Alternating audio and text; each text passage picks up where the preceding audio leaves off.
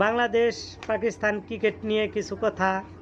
গতকালকে যে ক্রিকেট খেলাটা হইল এই বিষয় নিয়ে একটু কথা বলতে চাই। কালকে যে ক্রিকেট খেললো তাতে মনে হইল এই ছবির কথা মনে পড়ে গেল যে নায়কের সাথে ভিলেনের সাথে মারামারি। এখন ভিলেন মনে করতেছে যে নায়কের ক্ষতি করার দরকার, কিভাবে ক্ষতি করা যায়।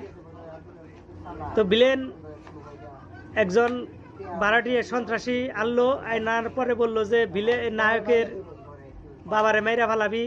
তো নায়কের বাবারে মেরে ফেলালো টাকার বিনিময়ে। মারার পরে পুলিশে ধরছে, পুলিশে ধরে থানায় নিছে। থানায় থেকে এখন কুড়ে